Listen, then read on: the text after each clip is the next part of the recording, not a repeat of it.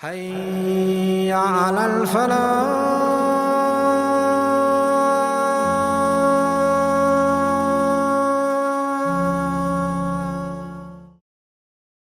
محترم سامعین کرام اور محترم ناظرین، السلام علیکم ورحمۃ اللہ وبرکاتہ۔ اللہ تبارک و تعالیٰ کے فضل و کرم سے خلفائے راشدین سیریز کا جو ہفتہ وار پروگرام سلسلے وار منعقد ہو رہا ہے وہ 15 پروگرام مکمل ہو چکے ہیں۔ آج انشاءاللہ 16واں پروگرام ہوگا اور ہم لوگ شہادت عمر تک پہنچ چکے تھے، لیکن حضرت عمر فاروق رضی اللہ تعالیٰ عنہ کو خواب میں دکھایا گیا کہ ان کی شہادت کا واقعہ پیش آئے گا، اور جس کے لیے وہ دعائیں بھی کر رہے تھے، لیکن اسی کے ساتھ ساتھ ان کو یہ بھی اطلاع مل رہی تھی کہ کچھ لوگ کوشش میں ہیں کہ جیسے عمر فاروق رضی اللہ تعالیٰ عنہ آنکھ بند کریں گے تو ویسے ہی ہم لوگ فلاں آدمی کے ہاتھ پر بیعت کر لیں گے اور خلافت کو ایک طرح سے ہائی جیک کر لیں گے۔ تو ان کو اطلاع بھنک لگ گئی تھی، لہذا اس فکر میں بھی تھے کہ ہمارے بعد جو ہے یہ اتنا بہترین شاندار نظام جو ہم دنیا کو دے کے جا رہے ہیں وہ جو ہے کسی کے ہاتھ نہ لگ جائے اور جو ہے وہ کولیپس نہ کر جائے۔ لیکن ان کی شدید خواہش یہ بھی تھی کہ میں دنیا سے جاؤں تو اس انداز میں جاؤں جیسے محمد صلی اللہ علیہ وسلم دنیا سے گئے تھے، کیونکہ ان کے سامنے دو ماڈل تھے۔ ایک ابو بکر صدیق رضی اللہ تعالیٰ عنہ کا ماڈل تھا کہ وہ اپنے بعد عمر فاروق رضی اللہ تعالیٰ عنہ کو نامنیٹ کر کے گئے تھے، لیکن ان سے بھی ایک بڑا اگزامپل تھا محمد صلی اللہ علیہ وسلم کا، تو وہ کسی کو بھی نامنیٹ نہیں کر کے گئے تھے۔ تو ان کی خواہش تھی کہ میں محمد صلی اللہ علیہ وسلم کے طور پر جو ہے جیسے انہوں نے کسی کو نامنیٹ نہیں کیا ویسے میں بھی نامنیٹ نہ کروں۔ تو لیکن ادھر یہ تھا کہ کوئی خاندان یا کوئی گروپ یا کوئی گروہ جو ہے آ کر کے ہائی جیک نہ کر لے، اب پھر دین کا جو ہے یا پانچا نہ کر دیں۔ تو وہ جو ہے بیچ کا راستہ نکالنے کی کوشش کی۔ تو یہی وجہ ہے کہ جب ان کو زخم لگا ہے، ان کو گھر لایا گیا ہے اور ان کو کھجور کا رس پیش کیا گیا ہے تو وہ آنکھ سے باہر آ گیا، پھر دودھ پیش کیا گیا تو وہ بھی باہر آ گیا۔ تو طبیب وغیرہ جو تھے وہ مشورہ دینے لگے کہ آپ اپنا جانشی منتخب کر لیجیے، یعنی یہ سافٹ انداز تھا کہ اب آپ بچ نہیں پائیں گے۔ تو لوگوں نے بھی کہا ہاں آپ اپنا جانشی بنا کے جائیے تاکہ ہم لوگوں کے لیے آسانی ہو۔ تو انہوں نے کہا کہ دیکھیے ہمارے سامنے دو ماڈل ہیں، ابو بکر صدیق رضی اللہ تعالیٰ نے مجھ کو بنا کے گئے تھے، لہذا میں چاہوں تو بنا دوں، لیکن اور حضرت ابو بکر مجھ سے افضل تھے، لیکن اس سے بھی افضل بلکہ سب سے افضل تھے جو کسی کو نہیں بنا کے گئے تھے، یعنی محمد صلی اللہ علیہ وسلم۔ تو عبداللہ بن عمر رضی اللہ تعالیٰ عنہ کہتے ہیں کہ میں فوراً سمجھ گیا کہ اب یہ کسی کو بنانے والے نہیں۔ خاص طور سے خاندان والوں کو تھوڑی سی امید تھی تو وہ بھی کل ہو گئے۔ تب بھی لوگوں نے اصرار کیا کہ نہیں کچھ نہ کچھ تو کر کے جائیے آپ۔ تب انہوں نے کہا کہ دیکھیے میں 6 آدمی کو اس قابل سمجھتا ہوں کہ ان میں سے کسی ایک کو تم لوگ خلیفہ بنا لو جن سے رسول اللہ صلی اللہ علیہ وسلم آخری وقت تک خوش تھے، اور انہوں نے 6 کا نام بھی بتائے کہ تم چاہو تو علی کو بنا لو، چاہو تو عثمان کو بنا لو، چاہو تو طلحہ کو بنا لو، چاہو تو زبیر کو بنا لو، چاہو تو عبد الرحمن بن عوف کو بنا لو، چاہو تو سعد بن ابی وقاص کو بنا لو۔ اور یہ بھی بولے کہ اب جب بول رہے تھے اب پھر 6 اسٹاپ کیے تو حضرت عبداللہ بن عمر رضی اللہ تعالیٰ عنہ کو تھوڑا اچھا نہیں لگا، تو ان کے دل رکھنے کے لیے جو ہے کہے کہ چلو ان کو تم مشیر کے حیثیت سے رکھ سکتے ہو لیکن خلافت کے کینڈیڈیٹ میں سے نہیں ہوں گے۔ مشیر مطلب کیا کہ اگر کبھی تم لوگ جو بیٹھو 6 ہو آدمی چننے کے لیے اور اس میں ایسا ہو کہ 3 ایک کی رائے ہے 3 ایک کی رائے ہے تو پھر بالکل ڈرا معاملہ ہو جائے گا۔ تو عبداللہ بن عمر میرا بیٹا جس کے وہ کہہ دے تو وہ اس کا پاسم بھاری ہو جائے گا، تو اس حیثیت سے تم ان کو شامل کر دو۔ تو ان کی بھی دل جوئی کر دیے کہ بالکل معاملہ یہ نہیں۔ 10 مبشرہ میں سے یہ 6 ہوئے، 7ویں ایک باقی تھے وہ سعید بن زید، لیکن وہ بنو عدی سے تھے، ان کے بہنوئی تھے، لہذا یہ اپنے خاندان کا جو ہے وہ انوالومنٹ چاہتے ہی نہیں تھے۔ لوگوں نے کہا بھی کہ آپ کا بیٹا بھی تو بہت بہترین ہے، صوم و صلات کا پابند ہے، محمد صلی اللہ علیہ وسلم نے تو ان کو جو ہے رجل صالح کا لقب دیا ہے، تو ان کو بنا دیجئے، بالکل جو ہے پراپر کینڈیڈیٹ ہیں۔ انہوں نے کہا کہ بنو عدی کا خطاب کے خاندان میں سے میرے علاوہ یہ کافی نہیں ہے کیا کہ یہ ذمہ داری اٹھایا؟ اب کتنے لوگ یہ اللہ تعالیٰ کے یہاں جواب دیں گے؟ لوگوں نے کہا تو پھر کسی کو نامنیٹ کر دیجئے۔ کہا کہ میں زندگی میں بھی جو ہے ذمہ داری اٹھاؤں، مرنے کے بعد بھی میں ذمہ داری اٹھاؤں، تو وہ جو کرے گا میرے جو ہے سر آئے گا، تو نہیں، تم لوگ جو ہے اپنے حساب سے کرو۔ پھر سعد بن ابی وقاص رضی اللہ تعالیٰ عنہ کے بارے میں بھی تھوڑا معاملہ کلیئر کر دیے کہ تم لوگ اگر متفق ہو جاؤ تو سعد بن ابی وقاص پر تو ان کو بنا سکتے ہو، اور یہ کوئی لیم ایکسکیوز لے کر کے نہ آئے کہ ان کو جو ہے محمد حضرت عمر رضی اللہ تعالیٰ عنہ کوفہ کے گورنری سے جو معزول کیا تھا تو اس کی وجہ سے وہ حقدار نہیں ہیں۔ وہ جو میں کیا تھا وہ الگ ریزن تھا، ان کی کسی کمی غلطی کی وجہ سے نہیں کیا تھا۔ وہ حضرت عمر رضی اللہ تعالیٰ عنہ کی اپنی پالیسی تھی کہ کسی بھی گورنر کو، خاص طور سے جو پاورفل گورنر ہوتے تھے، ان کو 4 سال سے زیادہ نہیں رکھتے تھے تاکہ وہ جو کوئی انڈیکیشن نہ ہو۔ تو اس لحاظ سے میں اپنا پالیسی کے تحت کیا تھا، ورنہ جو ہے کوئی کمی خرابی کی وجہ سے نہیں کیا تھا۔ تو ان پہ متفق تھے، ان کو بنا لینا۔ تو اس طرح وہ مشورہ دے کر کے چلے گئے۔ اب بقیہ جو ہوا تھا وہ میں پوری بات جو ہے پچھلے ہفتے لایا تھا۔ اب اس کے بعد جب محمد حضرت عمر فاروق رضی اللہ تعالیٰ عنہ کو کفن دفن کرنے سے فارغ ہو گئے، اور ان کی جو آخری آرزو تھی کہ محمد صلی اللہ علیہ وسلم کے جو ہے قدم مبارک میں مجھے جگہ ملے، وہ بھی ان کی پوری ہو گئی۔ تو اسی وقت انہوں نے جو ہے یعنی مرنے سے فوراً پہلے ہی جو ہے مقداد بن اسود رضی اللہ تعالیٰ عنہ کو بول دیے کہ میرے جو ہے کفن دفن سے جیسے فارغ ہونا، مٹی میت سے جیسے فارغ ہونا، تو 3 دن کے اندر اندر جو ہے یہ انتخاب ہو جانا چاہیے۔ باہمی مشورے کے لیے، کنسلٹیشن کے لیے، سارے چیز کے لیے زیادہ زیادہ 3 دن۔ 3 دن زیادہ ہوں گے تو فتنے رونما ہونے لگیں، سب اپنا کمپین شروع کر دیں، تو 3 دن میں یہ کمپلیٹ ہونا جانا چاہیے۔ اور اس کے لیے ذمہ داری دیے مقداد بن اسود رضی اللہ تعالیٰ کہ آپ جیسے ہی میرے مٹی میں یہ سے فارغ ہوں گے، ان 6 لوگوں کو لے کر کے ایک گھر میں لے کے بیٹھ جائیں گے، ان کو پیک کر دیں گے اور کہیں گے کہ 3 دن کے اندر اندر آپ لوگ ایک پر جو ہے ڈیسائیڈ کر لیجیے، چوتھا دن نہ ہونے پائے۔ یہ 3 دن آپ کو دیا جاتا ہے مشورہ وغیرہ کے لیے۔ اور ابو طلحہ انصاری کو بولے کہ 50 نوجوان تم گیٹ پہ تیار رکھنا، یہ کوئی ہو ہنگامہ نہ کرے، اور ایک جو ہے مضبوط جماعت جو ہے ان کے پروٹیکشن میں بھی رہے۔ تو اس لحاظ سے ان کو بھی ذمہ داری دے دی۔ اور ایک اور ذمہ داری دی صہیب رومی رضی اللہ تعالیٰ کہ نماز جو ہے ان 3 دن کے درمیان آپ پڑھایا کریں گے، تاکہ کسی کے لیے فیور نہ ہو کہ انہوں نے نماز پڑھایا ہے تو یہ خلافت کے زیادہ حقدار ہیں۔ تو اس لحاظ سے یہ اپنا کام کر کے چلے گئے تھے۔ جیسے لوگ مٹی وغیرہ سے فارغ ہوئے تو مقداد بن اسود رضی اللہ تعالیٰ عنہ ان لوگوں کو ایک گھر میں لے کے جمع ہوئے۔ تو بعض روایت میں آتا کہ حضرت عائشہ رضی اللہ تعالیٰ عنہ حجرے میں، لیکن ایک اور روایت ہے کہ حضرت مسور بن مخرمہ رضی اللہ تعالیٰ عنہ گھر میں، یہ عبد الرحمن بن عوف رضی اللہ تعالیٰ عنہ کے بھانجے تھے۔ تو یہ زیادہ مناسب لگتا ہے کیونکہ حضرت عائشہ رضی اللہ تعالیٰ عنہ کا حجرہ جو تھا نا وہ بہت چھوٹا تھا، اور اس میں 3 قبریں بن گئی تھیں، تو وہیں پہ بیٹھ کے کیسے ہو سکتا تھا۔ تو اس لحاظ سے وہ بات زیادہ صحیح لگتی ہے کہ مسور بن مخرمہ رضی اللہ تعالیٰ عنہ گھر میں انہوں نے کہا کہ آپ 6 لوگ چلے جائیے، اب باہمی مشورے سے جو ہیں آپ ہم کو ایک خلیفہ دے دیجئے، پھر ہم لوگ جو ہے اس پہ بیعت کر لیں گے۔ تو یہ 6 لوگ بیٹھے وہاں پہ، پھر بات اسٹارٹ ہوئی۔ تو اس میں زیادہ بولنے والے جو تھے وہ خاص طور سے عبد الرحمن بن عوف رضی اللہ تعالیٰ عنہ، یہ عام طور سے مشورہ حضرت ابو بکر صدیق رضی اللہ تعالیٰ عنہ کو بھی دیتے تھے، عمر فاروق کو بھی دے۔ امیر المومنین کا بھی جو لقب جو ہے نا وہ مشورہ جو ہے یہ انہوں نے ہی دیا تھا، عبد الرحمن بن عوف رضی اللہ عنہ، ورنہ تو خلیفۃ الرسول آتا تھا، پھر خلیفۃ رسول اللہ، لیکن کہ اتنا لمبا نام، پھر دوسرا آ گیا تو پھر 3 مرتبہ خلیفہ رسول اللہ ہو جائے گا۔ تو آپ جو ہے امیر ہیں، ہم لوگ مومنین ہیں تو امیر المومنین کہیں گے آپ، تو اس طرح۔ تو انہوں نے 6 لوگ میں کوئی بات ہی نہیں اسٹارٹ کر رہے تھے، تو انہوں نے کہا بھائی اچھا بتائیے 5-6 میں سے کون اپنے آپ کو خلافت کے حق سے وڈرا کرتے؟ تو صاحب کمپلیٹ سائلنٹ، کوئی رسپانس نہیں آیا۔ تو وہ سمجھ گئے کہ معاملہ جو ہے یہ ہے، تو بولے اچھا ٹھیک ہے، اگر حق سے وڈرا نہیں کرتے تو یقینی بات 6 تو نہیں بنیں گے، تو اس میں سے کون ہے جو خود نہ بننا چاہتا ہو لیکن اپنی چوائس ظاہر کرے کہ میرے حساب سے اس کو بننا چاہیے، یعنی اپنا پاور کس کو منتقل کرنا چاہے۔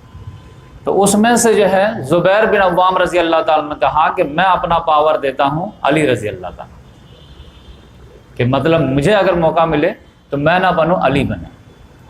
تو طلحہ بن عبید اللہ رضی اللہ تعالیٰ نے کہا کہ میں چاہتا ہوں کہ اپنا جو ہے پاور وہ عثمان غنی رضی اللہ تعالیٰ نے۔ سعد بن ابی وقاص رضی اللہ تعالیٰ نے کہا کہ میں اپنا پاور عبد الرحمن بن عوف کو دیتا ہوں۔ تو کم سے کم شارٹ لسٹ ہو گیا، یعنی 6 میں سے اب 3 جو ہے وڈرا کی، اپنا پاور جو ہے اپنے ساتھی کو منتقل کر دیے، لیکن ابھی بھی 3 ایکول ہو گئے۔ تو اب عثمان غنی رضی اللہ تعالیٰ سے پوچھے کہ آپ دیتے ہیں کیا حضرت علی رضی اللہ تعالیٰ عنہ کو؟ تو خاموش ہے۔ علی رضی اللہ تعالیٰ نے پوچھا آپ دیتے ہیں ان کو؟ تو بولے کہ یہ بھی خاموش تھے۔ تو اب یقینی بات ہے کہ تینوں مضبوط دعوے دار ہیں۔ اب ان کو جو ہے اصل میں خاندانی بیکنگ بھی تھی، تو اس لحاظ سے 3 کینڈیڈیٹ ہے، اب اس میں کیسے فیصلہ ہو؟ اب 6 میں جو ہے دونوں سے ایک مرتبہ پوچھے بھی عثمان غنی رضی اللہ تعالیٰ عنہ سے کہ اچھا ٹھیک ہے، سپوز دیٹ کہ آپ اگر نہیں بنتے ہیں تو آپ کی نگاہ میں اپروپریٹ کینڈیڈیٹ کون ہو سکتا ہے؟ تو عثمان غنی رضی اللہ تعالیٰ نے کہا کہ علی میرے حساب سے۔ علی رضی اللہ تعالیٰ عنہ سے کونا میں پوچھے کہ آپ کے حساب سے اگر آپ نہیں بنتے ہیں تو کون اپروپریٹ؟ تو انہوں نے کہا عثمان میرے حساب سے۔ تو اتنا ان کو جو ہے یہ سمجھ میں آ گیا کہ یہ ایک دوسرے کو اپنے حساب سے قابل سمجھتے ہیں۔ تو انہوں نے پھر ایک آفر دیا کہ اگر آپ ہمیں جو ہے دونوں مل کر کے چیف الیکشن کمیشن بنا دیتے ہیں تو میں اپنا حق سے دستبرداری کرتا ہوں، میں اپنا حق جو ہے پیچھے لیتا ہوں، لیکن یہ اگر ذمہ داری مجھے دیتے چیف کمشنر بنا دیں۔ تو دونوں نے کہا کہ عثمان رضی اللہ تعالیٰ فوراً بولے کہ ہاں میں تو تیار ہوں۔ علی رضی اللہ تعالیٰ صرف بولے کہ اگر انصاف کا وعدہ کرتے ہیں تو میں تیار ہوں، کہ آپ کوئی خاندانی پارشلٹی نہیں کریں گے، یہ نہیں کریں گے۔ انہوں نے کہا نہیں، میں وعدہ کرتا ہوں، مجھے جو اچھی رائے معلوم ہوگی اور میں لوگوں سے کنسلٹ بھی کروں گا، اس کے بعد جو مجھے اللہ تبارک و تعالیٰ کو جانتے ہوئے جو میری صحیح سمجھ میں آئے گی وہی میں کروں گا، کوئی پارشلٹی والا معاملہ نہیں۔ تو انہوں نے کہا کہ چلیے میں بھی اوکے کرتا ہوں۔ اب کوئی ایک نتیجہ پہ تو پہنچنا ہی تھا۔ اب یہاں پہ تھوڑی آسانی تھی مدینہ میں عبد الرحمن بن عوف رضی اللہ تعالیٰ عنہ کے لیے، کہ حضرت عمر رضی اللہ تعالیٰ عنہ کو جیسے ہی جو ہے فجر کی نماز میں اٹیک ہوا تھا تو 3-4 روز وہ جو زندہ رہے تھے، تو اس میں کیا ہوا کہ دور دراز تک خبر پہنچ گئی جنگل کے آگ کی طرح، اور جتنے بھی بڑے بڑے گورنر، سپہ سالار یا اپنے قبیلے کے سردار وغیرہ تھے وہ سب دیدار کے لیے آ گئے۔ اب پھر 3 دن اس میں بھی مل گیا، تو مدینہ جو ہے وہ پورا جو ہے مطلب ایلیٹ طبقہ سے مسلمانوں کو وہ بھرا ہوا تھا، کہیں جانے کی ضرورت نہیں تھی، سب آئے ہوئے تھے، شام سے بھی، بصرہ سے بھی، کوفہ سے بھی، جو بھی مطلب صاحب الرائے لوگ تھے وہ تو آئے تھے کہ حضرت عمر رضی اللہ تعالیٰ پر اٹیک ہو گیا ہے اور شہید ہو گئے ہیں، تو یہ بہت بڑی نیوز تھی۔ تو لہٰذا انہوں نے کہا کہ ٹھیک ہے آپ مجھے الیکشن کمیشن بنا دیتے ہیں تو میں اپنا حق سے دستبردار ہوتا ہوں۔ اب میرے سامنے 2 کینڈیڈیٹ رہ گئے، تو دونوں میں سے میں جس کو جو ہے بہتر سمجھوں گا ان کو بناؤں گا۔ اس کے لیے مجھے 3 دن کا تو ایسے بھی ٹائم ہے، تو اب میں جو ہے تفتیش کے لیے نکلتا ہوں اور لوگوں سے مشورہ لیتا ہوں۔ تو یہ دن میں بھی پوچھتے تھے، رات میں بھی پوچھتے تھے، اور جو ہے بھیس بدل بدل کے بھی جو جاتے تھے کامن پبلک بن کر کے، اور لوگوں کے مجمع میں جا کے گھس جاتے تھے، پھر بات چھڑ دیتے تھے آپ کے لحاظ سے کون ہے، آپ کے لحاظ سے کون ہے۔ تو ان کے جو ہے پورے جو ہے جتنے بھی جو 3 دن کی رپورٹنگ آئی تو یہ نتیجے پہ پہنچ ہی نہیں پا رہے تھے۔ اب نتیجے پہ پہنچ نہیں پا رہے تھے کہ ڈیزرونگ کینڈیڈیٹ جو تھے وہ علی رضی اللہ تعالیٰ، مطلب پاور کے لحاظ سے، سب کے لحاظ سے، لیکن رائے جو آ رہی تھی وہ عثمان غنی کے رضی اللہ تعالیٰ کے حق میں آ رہی تھی، کلین سوئپ رائے تھی۔ بنو ہاشم کے علاوہ پوری رائے 1 سائیڈڈ تھی، جس سے بھی پوچھتے تھے کن کو؟ عثمان، کس کو عثمان، کس کو عثمان۔ جبکہ کوالٹی کے لحاظ سے جو ہے یہ مطلب بالکل دمدار نظر آتے تھے، اور یقینی بات ہے کہ جو لوگ ایک ساتھ کام کیا ان کے سامنے سب کا کیریکٹر وغیرہ پورا سامنے رہتا ہے، حکومتی لحاظ سے، دشمن کے لحاظ سے، فائٹر کے لحاظ سے، یہ سب لحاظ سے۔ اب یہ اور کنفیوز ہو رہا تھا کہ 1 سائیڈ رائٹ میں جا رہی، یہاں تک کہ آخری رات تک ان کو بھی جو ہے بات سمجھ میں نہیں آ رہی تھی کہ میں کیا ججمنٹ۔ جب تیسرے دن کے آخری تھے کہ فجر تک آپ کو ٹائم ہے، اس کے بعد یہ ہے، تو یہ اپنے بھانجا مسور بن مخرمہ سو رہے تھے، ان کو اٹھایا کہ تم سو رہے، یہاں ہماری حالت خراب ہے، اٹھو جاؤ پھر سے بلا کے لاؤ ان لوگوں کو۔ پھر عثمان رضی اللہ تعالیٰ کو بلایا، پھر ان سے بات کیے، پھر ان سے یہ بھی وعدہ لیا کہ اگر علی بن جاتے تو کوئی پرابلم آپ کو؟ تو انہوں نے کہا نہیں کوئی پرابلم نہیں، جب آپ کو حق دے دیے تو آپ کریں گے تو کوئی مسئلہ نہیں۔ پھر جو ہے علی رضی اللہ تعالیٰ عنہ کو بلائے کہ ان کو بلا لو، اور ان کے جو سپورٹر تھے زبیر بن عوام، ان سے پوچھے کہ اگر عثمان کو بنا دے آپ کو کوئی پرابلم؟ کہا نہیں کوئی پرابلم نہیں۔ تو اس طرح پورے رات بھر یہ ہونے کے بعد جو ہے یہ صبح میں فجر میں جو ہے اعلان ہونا تھا تو پورے مسجد جو کھچا کھچ بھر گئے صاحب یہ خلیفہ کا انتخاب ہونا اتنا تو آپ تو یہ لمبی چوڑی دعائیں کر رہے ہیں اللہ تعالیٰ سے، اور یہ جو ہے گڑ گڑا کر کے لوگ بھی کہہ رہے کہ بھائی اعلان کیجئے جلدی سے کیا کرنا ہے۔ تب جو ہے عثمان غنی رضی اللہ تعالیٰ تو بہت دور ہی بیٹھے ہوئے تھے، سمجھیں گیٹ ہی کے اوپر، ٹھیک ہے جس کا اعلان کریں گے۔ تو پھر انہوں نے ان کو بلائے اور بولے کہ آپ وعدہ کیجئے کہ قرآن اور سنت کے مطابق اور شیخین کے سنت کے مطابق آپ حکومت چلائیں گے۔ انہوں نے کہا کہ میں طاقت بھر جو ہے چلاؤں گا، میں وعدہ کرتا ہوں، باقی اللہ تعالیٰ کی مدد۔ تو پھر جو ہے ان کا نام کا اعلان ہوا اور پھر ان کے ہاتھ میں لوگ بیعت وغیرہ کیے۔ دوسرے نمبر پر علی رضی اللہ تعالیٰ عنہ کی ہے، بقیہ پورا سارے لوگ جمع تھے، فوراً جو ہے ہونے لگا۔ اتنا نازک معاملہ تھا کہ بیعت کے بعد جب جو ہے پہلا خطبہ دینے کے لیے عثمان غنی رضی اللہ تعالیٰ عنہ کھڑا کیا گیا تو خطبہ ہی نہیں دے پائے، بس ایکسکیوز دیے کہ بھائی نئی سواری پر سواری کرنا آسان نہیں ہوتا ہے، تو ایسے بھی ہم کو حکومت کا تجربہ نہیں ہے، اور یہ ہم لوگ ایسے بھی جو ہے مطلب بولنے کے میں ایکسپرٹ نہیں ہیں، تو بعد میں اسپیچ کر دیں گے کوئی مسئلہ نہیں ہے۔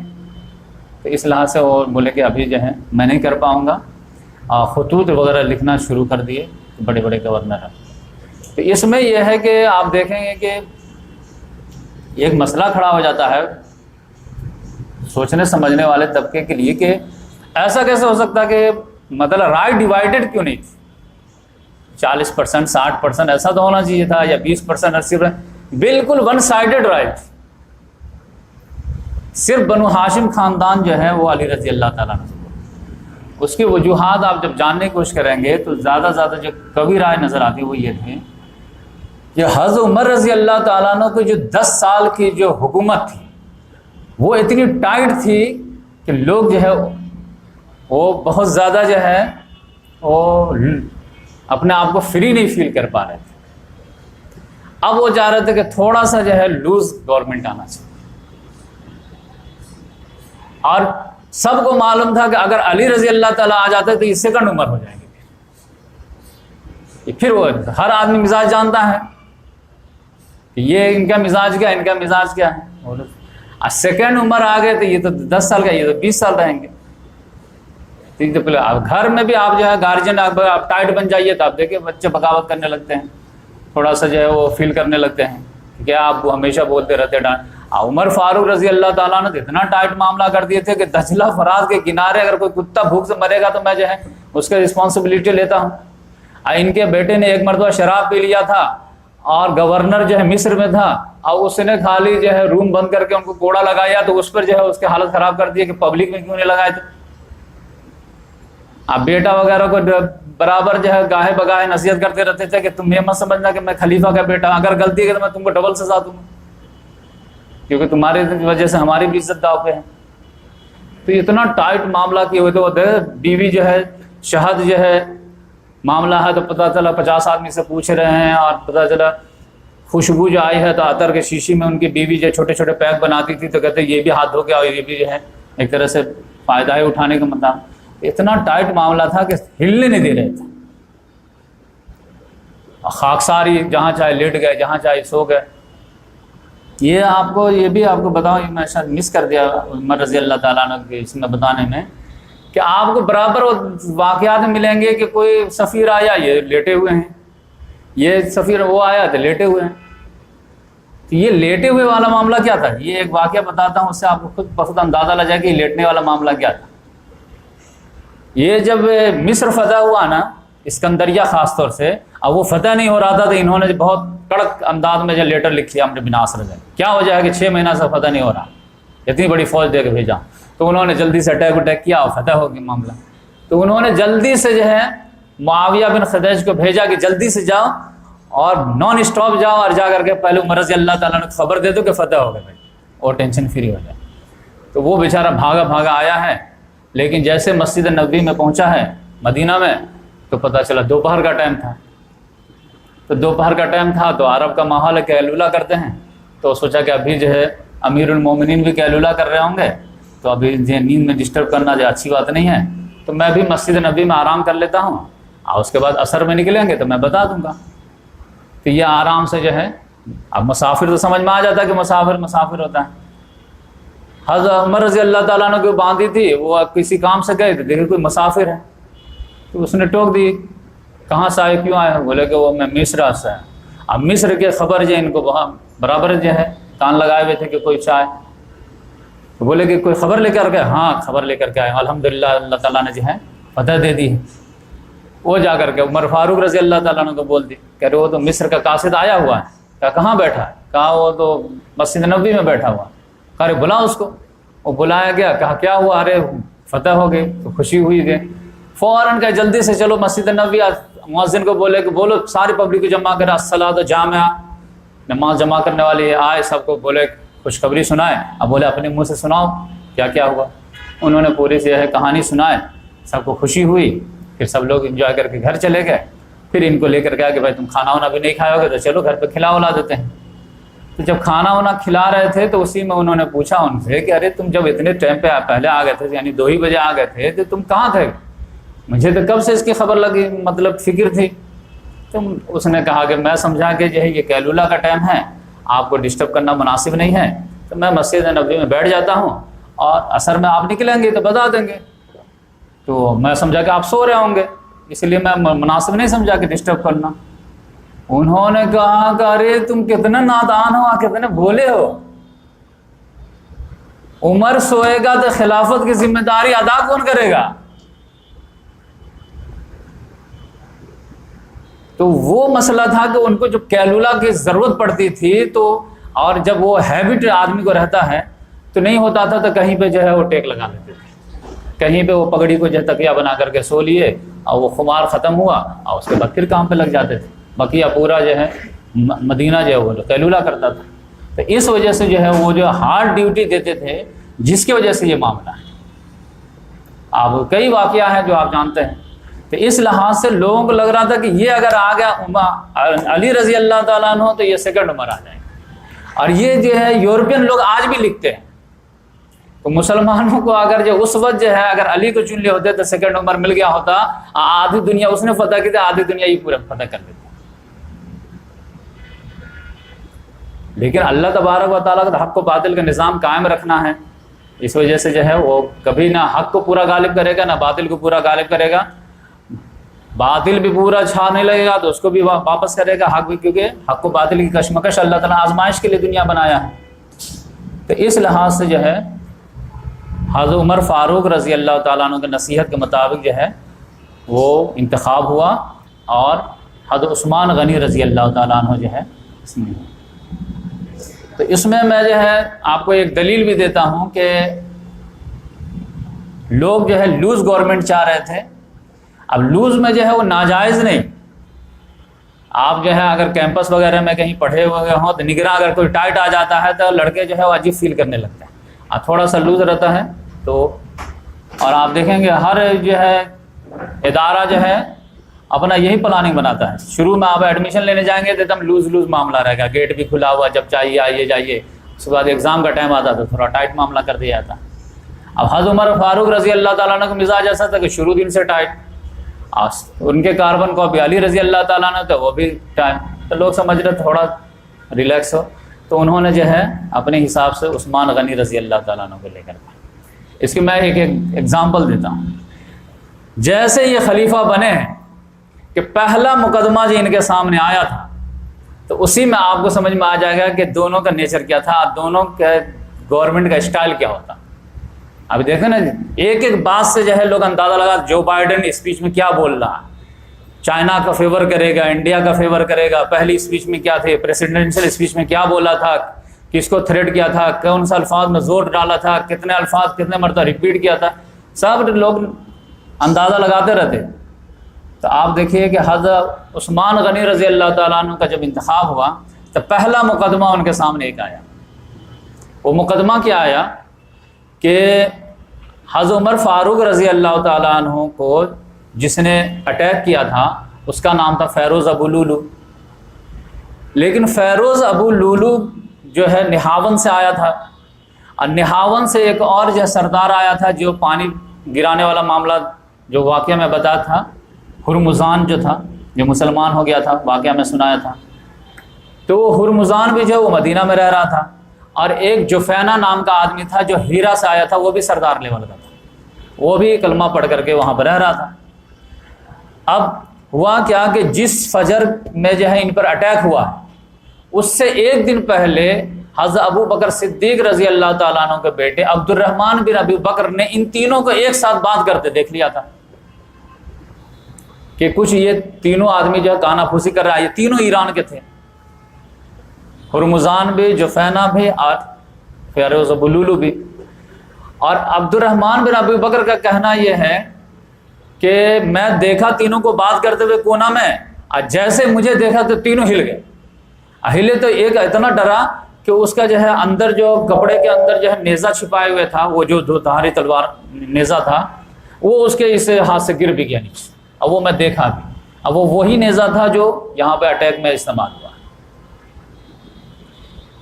تو اب یہ ہے کہ یہ ایک دن پہلے یہ دیکھے تھے تو سوچے کہ ابھی تو حملہ ہوا نہیں تھا، لہٰذا اس کے طرف ان کا دھیان کچھ نہیں گیا کہ ہاں ٹھیک ہے تینوں ایک جگہ سے آئے ہوئے ہیں تو ایک دونوں میں سب میں دوستی ہوگی. جب فجر میں اٹیک ہو گیا، اب پھر 3 دن کے بعد تھوڑا معاملہ یہ ہوا، اور پھر جو ہے یہ حضرت عمر فاروق رضی اللہ تعالیٰ عنہ انتقال بھی کر گئے. تو یہ بات کو ڈسکلوز کر دیے کہ بھائی یہ میں ایک دن پہلے ہی دیکھا تھا کہ یہ تینوں سازش کر رہے تھے. اب یہ سننا تھا کہ حضرت عمر فاروق رضی اللہ تعالیٰ عنہ کا بیٹا جو ہے، ایک تو عبداللہ بن عمر ہے، ایک عبید اللہ بن عمر ہے. وہ طیش میں آ گیا، جا کر کے جو ہے ہرمزان کو بھی قتل کر دیا، جفینہ کو بھی قتل کر دیا. مطلب جو شک تھا اس کو یقین سمجھ کر کے جا کر کے دونوں کو قتل کر دیا غصے میں. فیروز ابو لولو تو خود ہی خودکشی کر لیا تھا. تو اب یقینی بات ہے کہ ٹھیک ہے قتل کر دیا تھا، ابھی تو اس کا کوئی وارث وغیرہ ہے نہیں. تو لیکن جیسے 3 دن کے بعد جو ہے یہ خلیفہ ہوئے تو فوراً مقدمہ آ گیا کہ عبید اللہ بن ابو بکر جو ہے وہ کس کیپیسٹی میں جو ہے ان دونوں کو قتل کر دیا. شک کے بنیاد پر تو تلوار نہیں چلتی. اور ان کو کس نے رائٹ دیا کہ لا اینڈ آرڈر کا ہاتھ ملے؟ یہ تو عدالت میں معاملہ جاتا نا. عبد الرحمن بن ابی بکر اگر دیکھ بھی لیے تھے تو یہ معاملہ پورا عدالت میں جاتا، پھر وہاں گواہی وغیرہ ہوتی. اور اسلام میں ایسے بھی ایک آدمی کی گواہی کی تو کوئی ویلیو ہوتی نہیں ہے، کم سے کم ایسے میٹر میں 2 آدمی کی گواہی چاہیے. تو انہوں نے جو ہے آؤ تاؤ کچھ نہیں دیکھا، جا کے قتل کر دیے. اب کیا ہوگا؟ تو عثمان غنی رضی اللہ تعالیٰ عنہ جیسے خلیفہ بنے ہیں تو پہلا مقدمہ ہی یہی آیا ان کے سامنے. یہ تو بڑا بھینکر معاملہ ہو گیا تھا. تو انہوں نے مشورہ کیا حضرت علی رضی اللہ تعالیٰ عنہ سے کہ یہ عمر فاروق کے بیٹے عبید اللہ بن ابو بکر نے ایسا معاملہ کیا ہے کہ دونوں کو قتل کر دیا ہے، کیا کیا جائے ان کے ساتھ؟ تو انہوں نے کہا کہ قصاص کے بدلے میں ان کو بھی قتل کر دیا جائے. اب دیکھیں مزاج سمجھ میں آ رہا ہے. حضرت عثمان غنی رضی اللہ تعالیٰ نے کہا کہ کیسے یہ پاسبل ہو سکتا ہے کہ آج باپ شہید ہوا کل بیٹا شہید ہو؟ یہ مناسب لگتا ہے؟ تو انہوں نے کہا لیکن میرے سمجھ سے تو یہ کہ لا اینڈ آرڈر کو ہاتھ میں لینے کی تو کسی کی اجازت نہیں ہے. اگر اس طرح آپ ڈھیل دیتے رہیں گے تو سب جو ہے لا اینڈ آرڈر کا ہاتھ میں لیتے رہیں گے تو گورنمنٹ کی ضرورت کیا ہے؟ شک کی بنیاد میں قتل کرتے ہیں تو ہر آدمی پہ شک ہے تو پھر قتل ہوتے رہیے.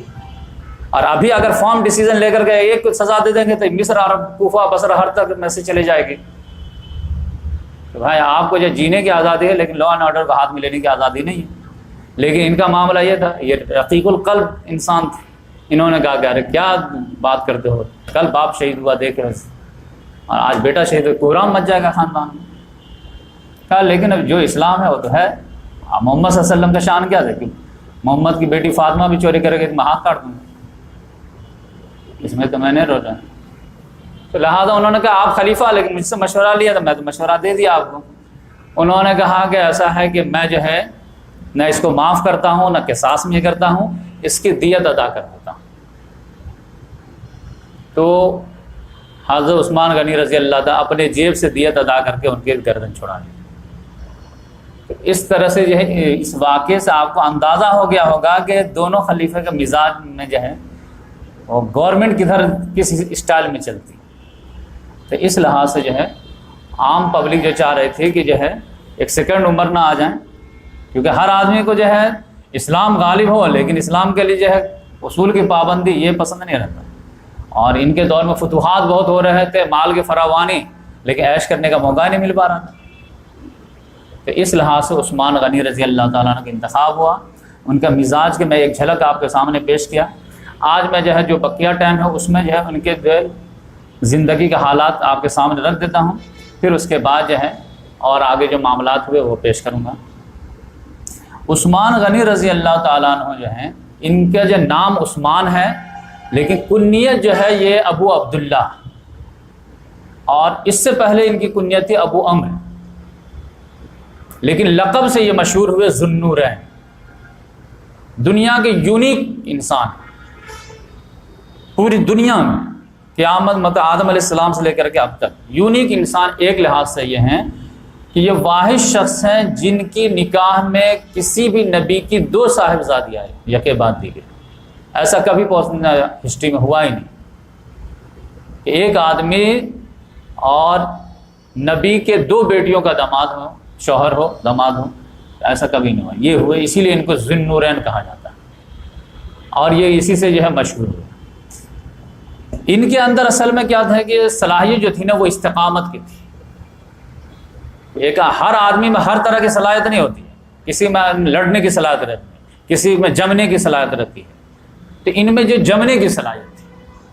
اور آپ دیکھیں گے کہ یہ بنو امیہ خاندان کے تھے۔ قریش جو خاندان ہے وہ پورے جو جزیرے نما عرب میں سب سے پاورفل خاندان مانا جاتا تھا، لیکن قریش کے جو ہے 10 بڑے بڑے گھرانے تھے جو پاورفل تھے اور اپنے بھی حصے داری چاہتے تھے کہ ہماری بھی حیثیت مانی جائے، تو لہٰذا ان لوگوں نے مل جل کر منسٹری جو ہے وہ 10 خاندان میں کچھ نہ کچھ بانٹ دیے تھے۔ جیسے خانہ کعبہ کے دیکھ بھال کی منسٹری جو تھی وہ بنو ہاشم کے اندر میں تھی، لیکن جو قریش کا جھنڈا جو تھا عقاب وہ جو ہے بنو امیہ کے ہاتھ میں تھا۔ دیت کا معاملہ جو تھا وہ حضرت ابوبکر صدیق رضی اللہ تعالیٰ عنہ، سفارت کا معاملہ جو تھا وہ بنو عدی میں عمر فاروق رضی اللہ عنہ، تو اس طرح بٹے ہوئے تھے۔ تو یہ 10 میں سے جو ہے 8 تو چھوٹے چھوٹے تھے، 2 بڑے تھے۔ 2 میں کون تھے؟ ایک بنو ہاشم اور ایک بنو امیہ۔ اب بنو امیہ لڑنے بھیڑنے میں تھوڑا زیادہ پاورفل تھے، لیکن شرافت، نیک نامی، اس سب میں جو ہے یہ سافٹ امیج جو اسٹرانگ ہوتی ہے یہ بنو ہاشم کے بڑی مضبوط تھی۔ تو اس لحاظ سے یہ ان دونوں میں ہمیشہ جو ہے تھوڑا ٹکر چل رہا تھا، اور یہ گڈ ول میں کے لیے بھی ٹکر لیتے رہتے تھے۔ یعنی انہوں نے مسافر کو کھانا کھلایا 10 کو تو ہم 15 کو کھلائیں گے، انہوں نے جو ہے پانی کا انتظام کیا 50 آدمی کا تو میں 100 کا کروں گا، انہوں نے خانہ کعبہ کے جو ہے پینٹ وینٹ کیا تو ہم اس سے زیادہ کریں، یعنی گڈ ول، ہم تم سے اچھے، ہم تم سے اچھے، اس کی جو ہے ہمیشہ لڑائی رہتی تھی۔ اب ایسے حالات میں محمد صلی اللہ علیہ وسلم جو ہے نبوت کا اعلان کیے ہیں بنو ہاشم کے چشم و چراغ میں۔ اس میں جو ہے سب سے پہلے جو ہے ایمان قبول کر لیے محمد صلی اللہ علیہ وسلم کے دوستوں میں علی رضی اللہ تعالیٰ عنہ، خدیجہ رضی اللہ تعالیٰ عنہا، یا حضرت زید بن حارثہ، یہ تو گھر کے لوگ تھے۔ باہر میں جو ہے آؤٹ آف فیملی جو ہے وہ تو علی حضرت ابوبکر صدیق رضی اللہ تعالیٰ عنہ قبول کیے ہیں۔ اب پھر ان کی کوشش سے 5 عشر مبشرہ اسلام قبول کیے، تو انہی میں سے جو ہے عثمان غنی رضی اللہ تعالیٰ عنہ۔ یہ محمد صلی اللہ علیہ وسلم سے 6 سال چھوٹے تھے، تو 2 سال چھوٹے ابوبکر صدیق رضی اللہ تعالیٰ عنہ تھے اور 6 سال یہ چھوٹے تھے۔ تو ابو بکر سے دوستی تھی ان کی، تو وہ سمجھے کہ 4 سال چھوٹے تھے۔ اب یہ بھی سلیم الفطرت تھے، وہ بھی سلیم الفطرت تھے، لہٰذا دوستی تھی۔ اتنے سلیم الفطرت تھے کہ اس کرپٹ معاشرے میں وہ کہتے ہیں ابو بکر صدیق رضی اللہ تعالیٰ عنہ کو بھی دعویٰ ہے اور حضرت عثمان غنی رضی اللہ تعالیٰ عنہ کو بھی دعویٰ ہے کہ جاہلیت کے معاشرے میں بھی ہم نے کبھی زنا نہیں کیا اور کبھی شراب کو ہاتھ نہیں لگایا۔ اب پوچھا گیا کہ شراب کو کیوں نہیں ہاتھ لگایا ہے؟ یہ تو ہر پارٹی واٹی کا لازمی حصہ، کہ نہیں، شراب پینے کے بعد آدمی اول فول بکنے لگتا ہے، یہ شرم و حیا کے خلاف بات ہے۔ اتنے شریف، اتنے سلیم الفطرت انسان، لہذا جیسے محمد صلی اللہ علیہ وسلم نے ابو بکر صدیق رضی اللہ تعالیٰ عنہ دعوت دے فوراً لپک کے کہیں قبول کیے. آج جیسے ابو بکر صدیق رضی اللہ تعالیٰ عثمان غنی رضی اللہ تعالیٰ عنہ کو بولے وہ فوراً لپک کے قبول کر لیے. اور اس لپک کے قبول کرنے میں یہ نہیں دیکھے کہ میں کس کے ہاتھ پر جا کر کے اسلام قبول کر رہا ہوں, کس کے ہاتھ میں ہاتھ ڈالا, یعنی خاندانی بیک گراؤنڈ کو آڑے آنے نہیں دیے کہ میں بنو امیہ کا ہوں, ہماری رائیولری چل رہی ہے, اور جو نبوت کا دعویٰ کیے ہیں وہ جو ہے بنو ہاشم کے ہیں, اور ان کی دعوت کو قبول کر لینا, ان کو رسول مان لینا, لہذا ان کی غلامی اختیار کر لینا ہے تو ان کے خاندان کے سپرمیسی جو ہے وہ ہمیشہ کے لیے اسٹیبل ہو جائے گی, ہمارے خاندان کے یہ ہو جائے گا. کچھ نہیں, حق بات ہے, لہذا کسی سے پوچھے بغیر ہی جا کے قبول کر لیا. لہذا اس کی وجہ سے ان کو خاندان کا ٹارچر بھی سہنا پڑا. ان کا جو چچا تھا حکم بن عاص بہت زیادہ ان کو جو ہے ستاتا تھا, کیونکہ خاندان پر دھبا لگ گیا.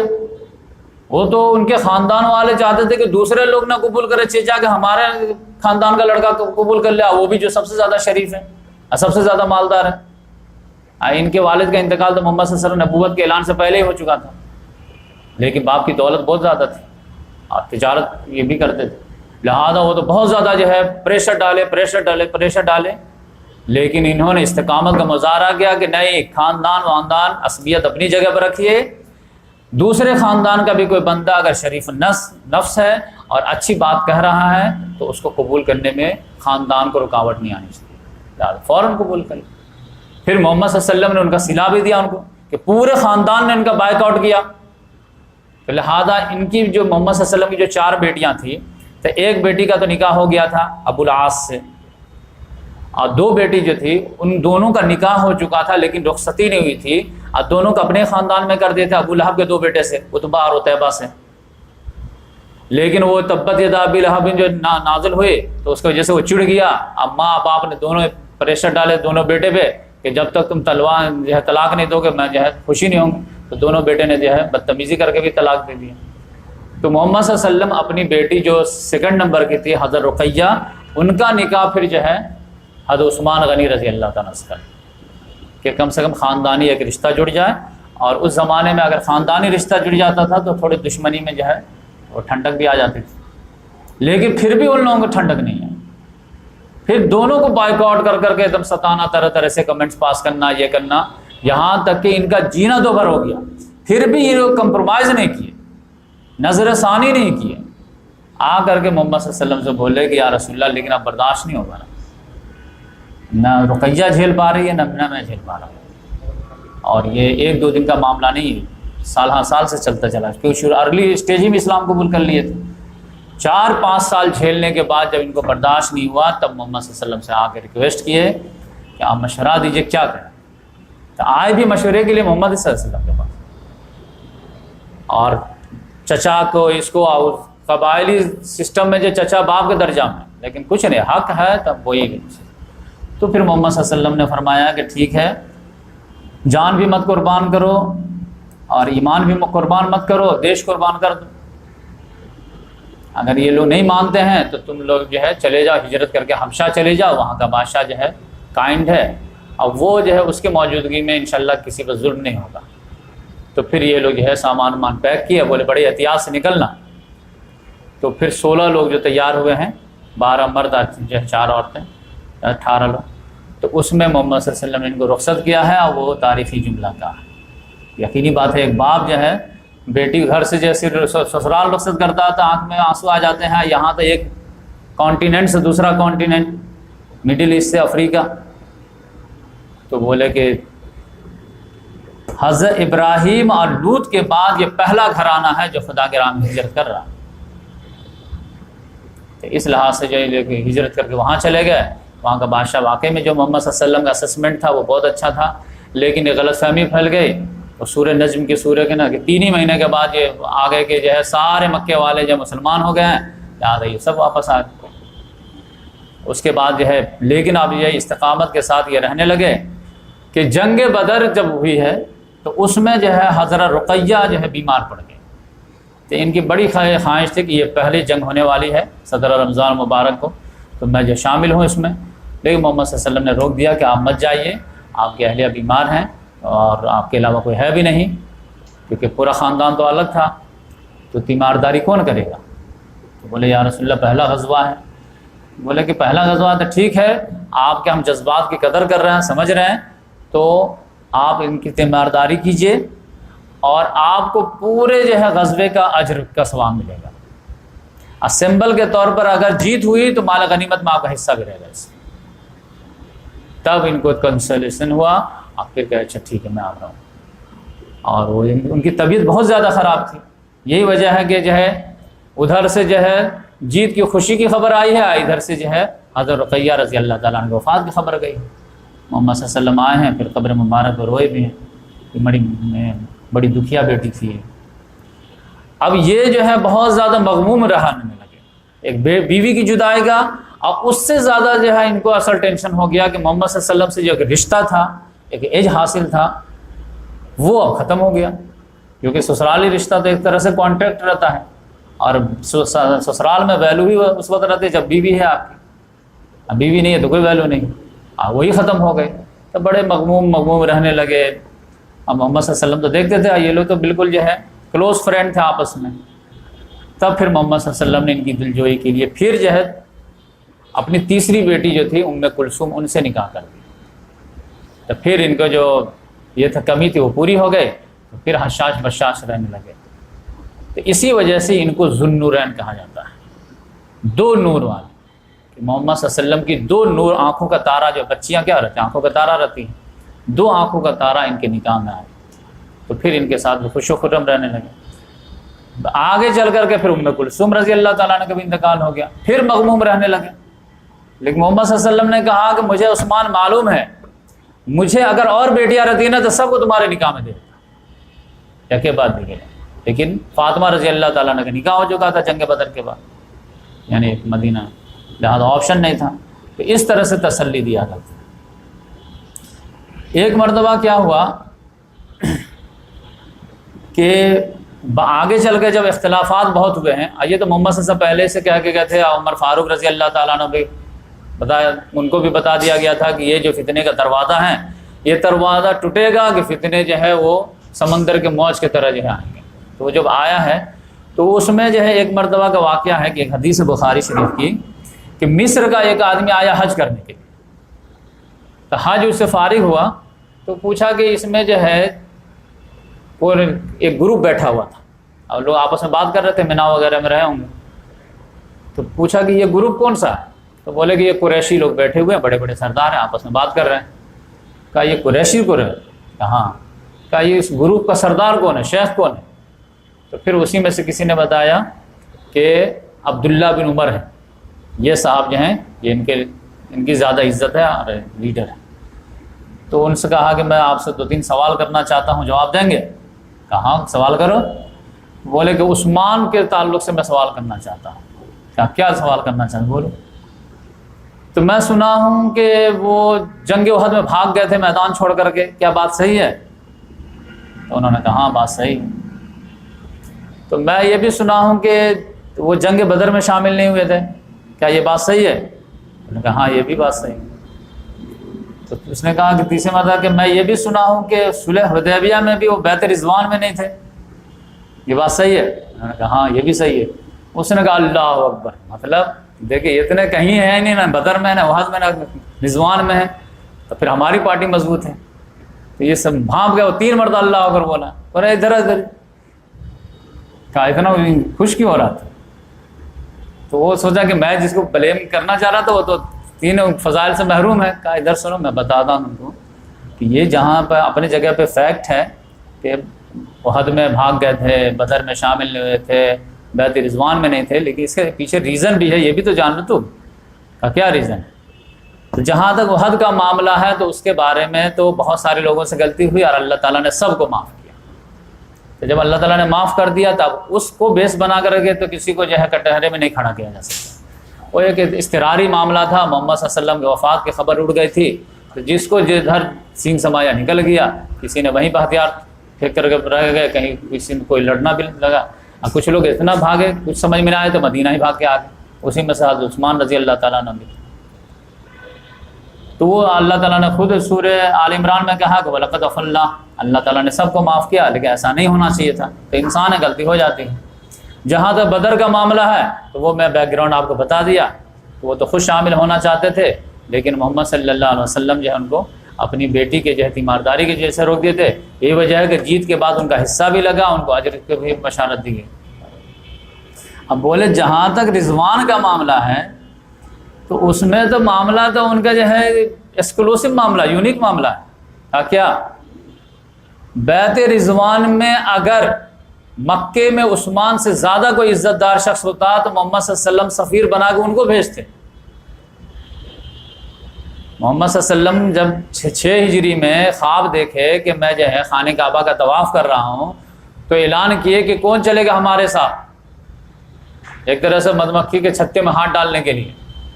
تو منافقین لوگ تو کلمہ پڑھ دیے، انا للہ و انا الیہ راجعون، سب مرنے جا رہے، کوئی بچے گا نہیں، لہٰذا 1400 لوگ تیار ہو پائے اور گئے وہاں پہ، لیکن حدیبیہ کے مقام ہی پہ ان لوگوں کو روک دیا گیا اور کفار مکہ جو ہے وہ بالکل اڑ گئے۔ تو اب یہ ہے کہ بھائی سفارت ہو کہ بھائی ہم تو صرف عمرہ کرنے کے لیے آئے ہیں، لڑنے بھڑنے کے لیے نہیں آئے ہیں، تو ادھر سے بھی 2-3 آئے، ادھر سے بھی بھیجا جائے پیغام۔ تو اس کے لیے حضرت عمر فاروق رضی اللہ تعالیٰ عنہ کو محمد صلی اللہ علیہ وسلم نے بلایا کہ تم جا کر کے یہ میسج دے دو مکے والوں کو کہ ہم لوگ لڑنے کے لیے نہیں آئے ہیں، ہم لوگ صرف عمرہ کے لیے آئے ہیں، دیکھو ہمارے ہتھیار بھی نیام میں ہیں، نیام بھی تھیلے میں، سب چیز تھیلے میں ہیں، اور ایک ایک ہتھیار لے کر کے آئے ہیں، دیکھو قربانی کے جانور لے کر کے آئے ہیں، تو ہماری نیت جو بالکل لڑنے کی نہیں۔ انہوں نے کہا کہ یا رسول اللہ، پہلا موقع ہے کہ جب آپ دیکھیں، انہوں نے کہا کہ یا رسول اللہ صلی اللہ علیہ وسلم ہمارے تو ایک پر ایک دشمن ہے وہاں، اور اگر اس میں سے کوئی اٹیک کرنے کے لیے آگے بڑھا تو ہمارے خاندان کا کوئی ایسا آدمی نہیں جو بچانے کے لیے بھی آئے، تو کیا چاہتے ہو؟ تو بولے کہ اس لحاظ سے اگر آپ دیکھیں نا تو عثمان کے جو ہے وہاں خاندان اسٹرانگ ہے، ان پر کوئی ہاتھ نہیں اٹھا سکتا۔ ایک تو سفیر کو ایسے ہی نہیں ہاتھ اٹھانا چاہیے، لیکن اگر کوئی جو ہے پاگل پن پہ بھی آئے تو بھی جو ہے پاگل پن کا علاج ہے وہاں پہ، تو عثمان کے پورے خاندان ہے اور خاندان میں ان کی عزت ہے، تو کوئی بھی اتنا آسانی سے اس پہ ہاتھ نہیں اٹھا سکتا۔ میں تو جانتے ہیں کہ ہمیشہ جو ہے ہم سے ایسے بھی لوگ الرجک رہتے ہیں، کیونکہ بات میں تو گردن ہی اڑانے کی بات کرتے تھے، تو بولے میرے حساب سے جو ہے نا یہ نازک میٹر ہے، اس کے لیے اب پراپر بندہ جو ہے وہ عثمان کا نہیں ہے، ان کو بھیج۔ تو محمد صلی اللہ علیہ وسلم نے پھر عثمان رضی اللہ تعالیٰ عنہ کو بلایا کہ ایسا ہے کہ تم میرا پیغام لے کر کے مکہ والے کے پاس جاؤ اور بتاؤ کہ ہم لوگ لڑنے نہیں آئے ہیں، عمرہ کے لیے آئے ہیں۔ تو عثمان غنی رضی اللہ تعالیٰ فوراً تیار ہو گئے، فوراً تیار ہوئے، لیکن جیسے وہاں پہنچے ہیں تو ان کو گھیر لیا سب لوگوں نے، اپنی مجلس میں بیٹھا دیا۔ اب نہ ہاں کا جواب دے رہا نہ کا جواب دے رہے ہیں، اڈے پٹے گزر رہا۔ اب ان کو بولنا ہے کہ تم کو اگر طواف کرنا تو ملاؤ کر رہے ہیں، باقی اب مسلمانوں کو کوائٹ امپاسبل، ہم تو ایسا نہیں ہونے دیں۔ تو انہوں نے کہا ایسا ہو ہی نہیں سکتا کہ محمد صلی اللہ علیہ وسلم جو ہے طواف نہ کریں میں کر لوں، وہ ان کو کرنے دو گے تو میں کروں گا ورنہ نہیں کروں گا۔ کہا نہیں، تب تو بیٹھو آرام سے۔ اب ان کو 2-3 دن جو ہے اسسمنٹ کے حساب سے جتنا جانے آنے میں ٹائم لگنا چاہیے اس سے زیادہ لگ گیا، ادھر ہی افواہ اڑ گئی، تو ان لوگوں نے لگتا ہے کہ جو ہے وہ قتل کر دیے، لہٰذا محمد صلی اللہ علیہ وسلم کو جلال آ گیا، کہا نہیں میں تو عثمان کو میں بدلہ لوں گا، اور ایک بیر کے درخت کے نیچے بیٹھے، کون بیعت علی الموت کرتا ہے عثمان کو، تو 1400 کے 1400 لوگ جو ہیں سوائے ایک آدمی، اور پھر اس میں جو ہے وہ سمجھے کہ وہ جو ایک کم رہ گیا، تو محمد صلی اللہ علیہ وسلم نے دایاں ہاتھ کو رکھا بایاں ہاتھ پہ اور کہا یہ عثمان کا ہاتھ ہے، تو ان کو بھی شامل کر دیا۔ تو اس لحاظ سے انہوں نے کہا کہ ان کی تو اسٹوری یہ تھی کہ اس میں تو سب سے اہم کام ہی جو عثمان رضی اللہ تعالیٰ عنہ کیے تھے، سمجھے کہ شیر کے کگار میں اس میں گئے تھے، تو اس لحاظ سے تب اس کو منہ لٹک گیا تھا کہ اچھا یہ تینوں کا یہ معاملہ ہے۔ تو عام طور سے واقعات کچھ رہتے ہیں، لوگ اپنے حساب سے ملا ولا کچھ اور دیتے ہیں، تو جس کی وجہ سے یہ ہوتا ہے۔ عثمان غنی رضی اللہ تعالیٰ عنہ کے بارے میں آپ دیکھیں فضائل میں ایسے ہیں کہ 3 مرتبہ تو محمد صلی اللہ علیہ وسلم سے اکیلے جنت کی بشارت لے چکے ہیں، 3 مرتبہ۔ ہوا کیا تھا کہ ایک مرتبہ جیسے محمد صلی اللہ علیہ وسلم مدینہ آئے مکہ سے ہجرت کر کے، تو چھوٹی سی جو ہے سٹی تھی 5 قبیلے کے، اب پورے طرف سے ہجرت مدینہ کو محمد صلی اللہ علیہ وسلم نے اوبلیگیٹری کر دیا تھا، فرض کر دیا تھا، تو بہت زیادہ جب مہاجرین آئے تو پوری سٹی جو ہے نا وہ ڈس بیلنس ہونے لگی، ہر شہر کا اپنا پانی کا لمیٹیشن، کھانے کا لمیٹیشن ہوتا ہے. وہاں ایک ہی کنواں تھا جس میں سارے لوگ جو ہے میٹھا پانی لے کے پیتے تھے. اب اتنے لوگ باہر سے آ جائیں گے تو پانی کا مسئلہ آ گیا. اب ایک کنواں تھا وہ تھوڑے دور پہ تھا، اب وہ تھا لیکن یہودی کا. وہ دیکھا کہ مسلمان اتنے آگے ہیں، آپ بھر بھر کے پانی پی رہے ہیں، تو مسلمانوں کی ترقی سے اس کو جلن ہوئی. وہ آبجیکشن لینے لگا، اب ہنہنانے لگا، ناک بو چڑھانا شروع کر دیا. تو محمد صلی اللہ علیہ وسلم اچھا نہیں لگتا تھا. تو محمد صلی اللہ علیہ وسلم نے ایک مرتبہ دل کی بات کہہ دی ہے کہ کوئی ہے جو اس بیر روما کو خرید کر کے جو ہے مسلمانوں کے لیے وقف کر دے اور اس سے بہتر مقام جنت میں حاصل کر لے. تو عثمان غنی رضی اللہ تعالیٰ آگے بڑھے اور انہوں نے جو ہے اس کو خریدنے کے لیے پہنچ گیا. تو وہ جو ہے یہودی بیچنے کے لیے تیار نہیں ہوا، تاکہ ہم بیچیں گے تو پھر ہمارا کیا ہو. تو کہا کم سے کم 50% بیچ دو. تو 50% پہ تیار ہوا. تو بھائی کنواں کو کیسے کاٹیں گے 50-50؟ تو کہا کہ ایک دن تم استعمال کرو، ایک دن ہم لوگ کر لیتے ہیں. کہا ویری گڈ، ہمارے بھی استعمال کا پورا موقع رہے گا، پیسہ بھی آ جائے گا. اس کو کیا پتا تھا، جس عثمان غنی رضی اللہ تعالیٰ عنہ کو بارے تھی انہوں نے سارے مسلمانوں کو اجازت دے دیا کہ ہمارے 12 دن تم جو ہے پانی لے سکتے. وہ سارے مسلمان جو ہے وہ دیگچی وغیرہ لے کر کے پہنچ جاتے تھے. اب پورا پانی اسٹاک کر لیتے تھے، 2 دن کے لیے ہو جاتا تھا. اب پھر دوسرے دن باری آ جاتی تھی، پھر اسٹاک ہو جاتا تھا. یہودی لگا کہ ہم کو بیوقوف بنایا گیا. تو کہا اچھا ہم پورا ہی بیچتے ہیں چلو. تو پورا خرید کر کے وقف کر دیا. یہ کب بولے عثمان غنی رضی اللہ تعالیٰ، جب ان پر پانی بند کر دیا گیا تھا آخری دور میں. کہ لوگوں تم کو واقعہ یاد ہے کہ نہیں ہے، جب میٹھے پانی کی قلت ہو گئی تھی تو محمد صلی اللہ علیہ وسلم نے کہا تھا کہ کون ہے جو بیر روما کو خرید کر کے مسلمانوں کے لیے وقف کر دے گا اور اس سے بہتر جو مقام جنت میں پائے گا. تو میں تھا کہ نہیں، تم لوگ گواہ ہو کہ نہیں. کون خریدا تھا؟ آپ نے خریدا. آج مجھے میٹھا پانی کے لیے منع کر دی، اب میں جو ہے سمندر کا کڑوا پانی، نمکین پانی پینے پہ مجبور ہوں. پھر بولے کہ دوسرے نمبر پر کہ مسجد نبوی چھوٹی سی بنی تھی شروعات میں، لیکن جب مسلمانوں کی تعداد بڑھ گئی تو وہ جو ہے تنگی کی شکایت کرنے لگے، ہو نہیں پاتا تھا. تو پھر محمد صلی اللہ علیہ وسلم نے اعلان کیا جذباتی، کون ہے جو مسجد نبوی کے توسیع کے لیے جو ہے زمین خرید کر کے وقف کرے گا اور اس سے بہتر مقام جو ہے جنت میں حاصل کر لے. تو پھر کس نے آگے بڑھا تھا؟ اور زمین کو کس نے خریدا تھا؟ سب نے کہا آپ نے خریدا. تو میں نے خریدا اور آج ہی مجھے اس میں 2 رکعت نماز نہیں پڑھنے دے رہا. تم لوگ گواہ ہو کہ نہیں؟ کہا ہاں ہم لوگ گواہ، آپ ہی خریدے تھے، لیکن آپ بدل گئے، مطلب بہانہ لگایا. پھر تیسرے نمبر پہ کہا کہ جیش اسرا کا معاملہ تھا، فتح مکہ کے بعد تبوک کا معاملہ آیا تھا، رومن امپائر کا تھریٹ آ گیا تھا. محمد صلی اللہ علیہ وسلم نے ڈیفنس کے بجائے آفینس کا فیصلہ کیا تھا. 30,000 فوج جانی تھی، اس کے لیے ساز و سامان نہیں تھے، سواریاں نہیں تھی، رسد نہیں تھا. محمد صلی اللہ علیہ وسلم نے کہا جو جیش اسرا کا سامان کرے گا جنت میں اعلیٰ مقام پائے گا. کون آگے بڑھا؟ تو میں کتنا لے کر کے آیا تھا؟ تو یہ جو ہے 950 اونٹ لے کر کے آئے تھے ساز و سامان کے ساتھ. 1000 میں 50 کم پڑ گئے تو 50 گھوڑے لے کر گئے اور 1000 دینار لے کر کے آئے تھے. یعنی 1000 دینار آج کے دور میں کم سے کم 5-6 کروڑ. اتنا لے کر کے آئے تھے کہ محمد صلی اللہ علیہ وسلم کی جھولی میں پٹک. محمد ممبر پہ بیٹھے ہوئے تھے، کوئی 10 روپیہ، کوئی 20 روپیہ، کوئی 1-2 لا رہے تھے. یہ تو 1000 لا کر کے گود میں ڈال. کہتے ہیں کہ محمد صلی اللہ علیہ وسلم کا چہرہ دمک اٹھا اور پورا جو ہے وہ دینار کو ایسے ایسے اچھالتے تھے اور ایک ہی ڈائلاگ بولتے تھے، ما ضر عثمان بعد اليوم لما. اس کے بعد عثمان کچھ بھی کرو اس کو کوئی عمل نقصان نہیں پہنچائے.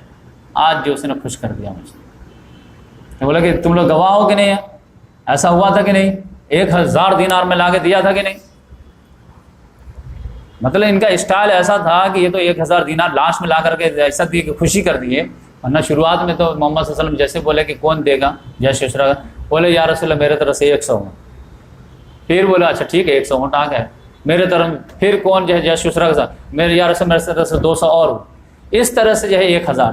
پھر جب دیکھے کہ اور مطالبہ کرے تو 1000 روپئے لاتا ہوں، 1000 دینار لا کے پٹا. بولے تم لوگ گواہ تھے کہ نہیں تھے؟ محمد صلی اللہ علیہ وسلم خوش ہو گئے تھے کہ نہیں تھے؟ خوش ہو کر کے کیا بولتے تھے؟ ما ضر عثمان ما عمل بعد اليوم، جو کچھ بھی کرے سب. 3 مرتبہ جنت کی بشارت ملی تھی کہ ہاں. 4تھے مرتبہ بولے کہ ایک مرتبہ ہم لوگ جو ہے مکہ میں تھے تو پہاڑ پر چڑھے تھے غار حرا پر، اور اس میں محمد صلی اللہ علیہ وسلم تھے، ابو بکر تھے، اور عمر تھے اور میں تھا، اور پہاڑ ہلنے لگا تو ایک ٹکڑا بھی گر گیا نیچے، تو محمد صلی اللہ علیہ وسلم جلال میں آیا، بولے اسکت،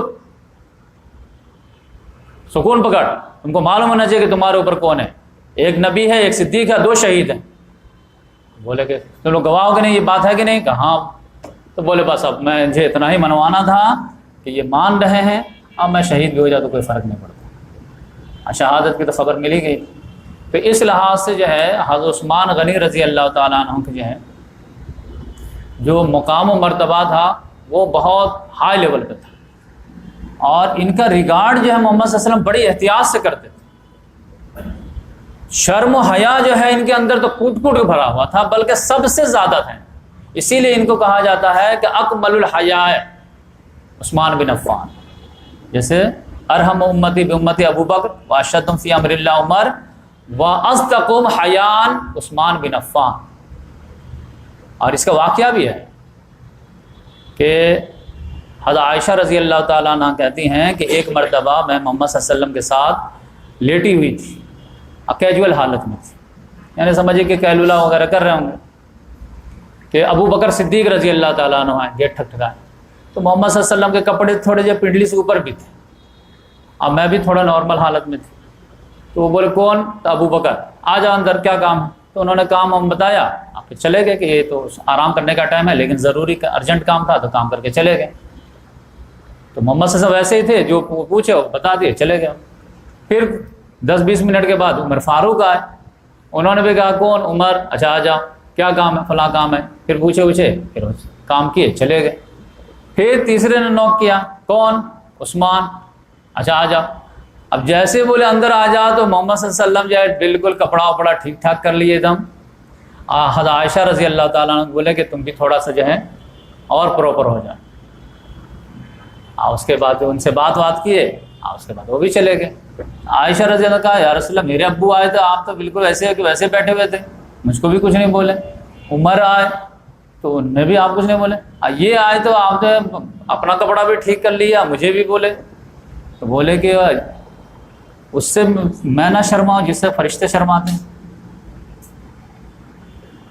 یہ تو وہ بندہ ہے کہ اگر میں نہیں ٹھیک کرتا نا تو یہ اپنی مدعا بولتا ہے، نہ ہی نہیں واپس چلا جاتا، یہ بول ہی نہیں پاتا پھر۔ اور یہ حیام جو ہے یہ only sexual point of view سے نہیں رہتا ہے، یہ حیا جو ہے نا یہ سمجھیے کہ تمام طرح کی خوبیوں کی جڑ ہے۔ آپ اپنے بچے کے کسی کے بچی سے رشتہ کر دیجئے، اور اگر بائی دی وقت 2-4 دن کے بعد پکا کرنے کے بعد اگر آپ کو لڑکی پسند نہیں آتی ہے تو اس سے رشتہ توڑنے میں جو ہے آپ کو کیا چیز روکتی ہے؟ حیا ہی تو روکتی ہے نا، کہ دوست کی بیٹی سے میں اپنے بچے کا رشتہ کر لیا ہوں، سارا کام ہو گیا ہے، سب لوگ جان گئے ہیں، اب کسی نے مجھے چڑھا دیا ہے کہ نہیں اچھی ہے، لیکن پھر بھی میں کیسے توڑوں، کیا بولوں، کیسے میں فیس کروں گا اس کو؟ رہتا کہ نہیں رہتا؟ کسی سے آپ قرض لے لیے ہیں اور آپ ٹائم دے دیے ہیں، آپ نہیں دے پا رہے ہیں، تو سامنا ہونے میں کیا چیز رکاوٹ کرتی ہے؟ حیا ہی تو رکاوٹ کرتی ہے۔ یہ مطلب دنیا میں ہر طرح کے خوبیوں کا جو ہے نا وہ جو جڑ ہے نا وہ حیا ہے۔ اسی لیے محمد صلی اللہ علیہ وسلم نے فرمایا کہ حیا نکل گیا سب چیز نکل گئی، پھر خیر ہی نہیں ہو، وہ ڈھانچہ بچ گیا بس۔ بہت سارے لوگ رہتے ہیں نا کہ میں کال کرتا ہوں کہ آئیے پروگرام میں، میٹنگ میں، تو شرما کے کہتا ہے، تو میرا کچھ نہ پیسہ کھائے ہوئے رہتے، لیکن یہ رہتا کہ سر کو ایک وعدہ کیا ہوں نہیں پہنچ پایا تو اپنا شرماتے رہتے۔ تو یہ جو شرم و حیا جس کے اندر جتنا رہے گا وہ اتنا ہی وعدہ کا پکا ہوگا۔ شرم حیا کی وجہ سے آدمی جھوٹ نہیں بولتا کہ اگر میں پکڑا گیا تو کیسے سماج کو چہرہ دکھاؤں گا۔ جس کو شرم حیا نہیں تھا جھوٹ بولتا تو کیا اس میں تم سمجھتے رہو، اپنا فائدہ نکلتا۔ تو اس لحاظ سے شرم و حیا ان کے اندر کوٹ کوٹ کے بھرا ہوا۔ اور یہ خلیفہ 4 خلیفہ میں سے جو ہے وہ خلیفہ ہیں جو سب سے زیادہ ان کی حکومت رہی ہے۔ محمد صلی اللہ علیہ وسلم بولے تھے کہ جو ہے ہمارے بعد خلافت 30 سال رہے گی، اور 30 سال میں جو اس کو جو اللہ تعالیٰ نے 4 میں ڈیوائڈ کیا، تو 2 سال ابو بکر صدیق رضی اللہ تعالیٰ عنہ، 10 سال عمر فاروق رضی اللہ تعالیٰ عنہ، اور 12 سال عثمان غنی رضی اللہ تعالیٰ عنہ، اور 6 سال جو ہے علی مرتضیٰ رضی۔ اور پھر یہ عشر مبشرہ میں سے بھی ہیں۔ اور پھر ابو موسیٰ عشری رضی اللہ تعالیٰ عنہ والے حدیث جو ہے، تو وہ ایک باغ کے کنویں پہ بیٹھے ہوئے تھے، اب بولے کہ جو ہے ایک نے نوک کیا، کون؟ ابو بکر صدیق، یا رسول اللہ آنا چاہتے ہیں، دے دیں گیٹ کھول دوں؟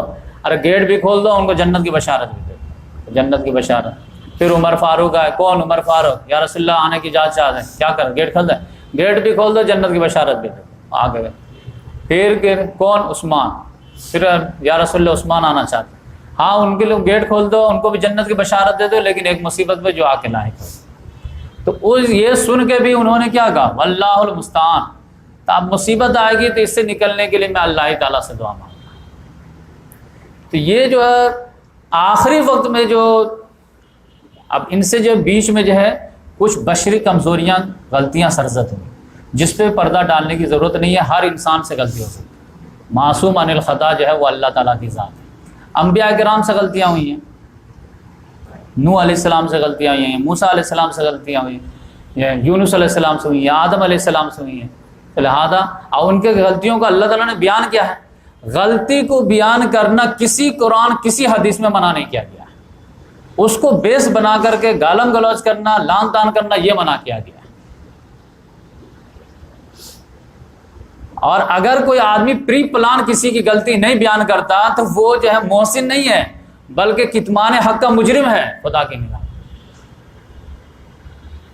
اب آدم علیہ السلام کا وہ غلطی والا چیپٹر چھپا دیجیے تو آپ سمجھتے ہیں کہ آپ ثواب کما رہے ہیں کہ گناہ کما رہے ہیں۔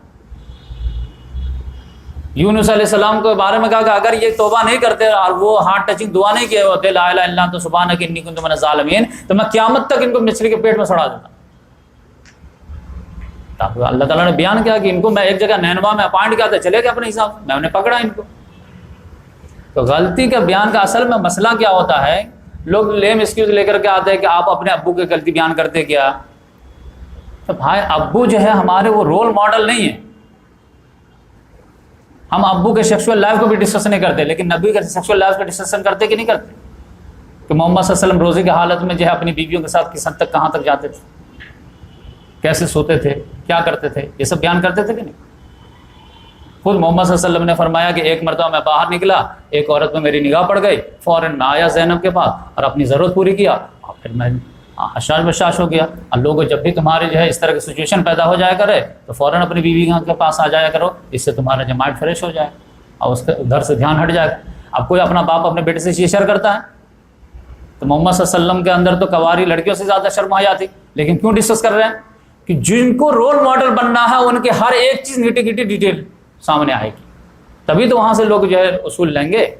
تو ان کی پازیٹیو بھی بیان ہوگی، ان کی نگیٹو بھی بیان ہوگی، ہاں، لیکن آپ اس کے بیس پر جو ہے آپ جنتی یا جہنمی کا جو ہے لائسنس نہیں دیں گے، انا آپ جو ان کو گالم گلوچ کریں گے۔ جو بات ہے وہ آپ پبلک کے سامنے رکھ دیجئے تاکہ لوگ وہاں سے جو ہے عبرت نصیحت حاصل کرتے رہیں اور پھر اپنی زندگی کو سنوار سکیں، ورنہ سب کو فرشتے بنا دیں گے تو پھر لوگ رہنمائی کس سے لیں گے؟ اگر کسی کو بتائیں گے کہ عمر فاروق رضی اللہ تعالیٰ عنہ اتنے بڑے تھے اور پھر بھی ان سے غلطی ہو گئی، تو بہت سارے نوجوان ہیں جو آج مایوسی سے نکل سکتے ہیں کہ اچھا ان سے بھی غلطی ہو سکتی ہے تو مجھ سے بھی ہو سکتی ہے، اب وہ توبہ کر کے اللہ تعالیٰ خوش کرتے ہیں، ہم بھی توبہ کر کے خوش کر سکتے ہیں۔ تو اس لحاظ سے جو ہے تو ان کی جو ہے خلافت جو ملوکیت میں کیسے تبدیل ہوئی یہ میں بالکل ڈیٹیل میں جو ہے ڈسکس کروں گا، لہٰذا میں آج اسٹیبل کر دیا کہ میں جو ہے عمر فاروق رضی اللہ تعالیٰ عنہ کی جس طرح فین ہوں، جس طرح سے جو ہے ابو بکر صدیق رضی اللہ تعالیٰ عنہ کا جو ہے ایڈمائرر ہوں، اسی لیول پہ جو ہے عثمان غنی رضی اللہ تعالیٰ عنہ کا بھی میں فین ہوں، ایڈمائرر ہوں، اور ان کو میں مطلب ان کے پائے خاک بھی نہیں سمجھتا، لیکن اگر میں ایک اسکالر ہوں اور جو ہے جب چیپٹر آئے گا تو بالکل آنیسٹلی جو ہے ہر چیز ڈسکرائب کی جائے گی، ان کی عظمت کو دل میں برقرار رکھتے ہوئے، اس میں کوئی مسئلہ نہیں۔ ہاں، اور ان کی جو اصل چیز جو ہے کامیابی ہوگی کیا کہ بیچ میں جو بھی توڑی بشری کمزوری ہوئی، لاسٹ میں انہوں نے جو پروٹیسٹ کے مقابلے میں انہوں نے جو اپنا ایٹیچیوڈ شو کیا ہے کہ 3 بر اعظموں کے مالک تھے وہ، اب مشکل سے 2-3 ہزار لوگ آ کر کے مدینہ کے گھیرے تھے، اگر وہ آنکھوں سے اشارہ کر دیتے نا تو وہ 3000 کا تکہ بوٹی کر دیا، لیکن انہوں نے جو وہاں پہ وہ ڈیسیزن لیے کہ نہیں، اپنی جان کی خاطر میں جو ہے ایک بوند جو ہے مسلمانوں کا نہیں بہانا چاہتا ہوں، اور اس پہ جو انہوں نے استقامت دکھائے وہ ان کے تمام غلطیوں کا کفارہ بن گیا۔ اب وہ حدیث کے وہ بالکل جو ہے وہ عین مطابق ہو گئے جو خواب دیکھا گیا تھا کہ ایک صحابی نے خواب دیکھا کہ یا رسول اللہ میں نے خواب دیکھا کہ ایک رسی ہے وہ لٹک رہی ہے، اس کو پکڑ کے آپ چڑھ گئے. پھر ایک دوسرا شخص آیا, وہ بھی اس کو پکڑ کر اوپر چڑھ گیا. پھر تیسرا شخص آیا, وہ بھی اس کو پکڑ کر کے چڑھ گیا. چوتھا نے جیسے پکڑا کہ وہ رسی ٹوٹ گئی, لیکن پھر اس کے لیے وہ رسی کو جوڑ دی گئی. اب پھر وہ پکڑ کے اوپر چلا گیا. تو اس کا مفہوم کیا ہے کہ مس ہینڈل بیچ میں ہوا, لیکن آخری وقت میں جو انہوں نے ایٹیٹیوڈ ظاہر کیا ہے وہ ایک خلیفہ ہی کر سکتا تھا, ورنہ بادشاہ رہتا تو اپنے خلاف پروٹیسٹر کو جو ہے وہ ٹینک دوڑوا کہ تمہاری یہ مجال کہ مسجد نبوی میں مجھ کو امامت نہیں کرنے دو گے, تمہاری یہ مجال کہ ہمارے کنویں سے ہم کو پانی نہیں دو گے, بلڈوزر دوڑا دو.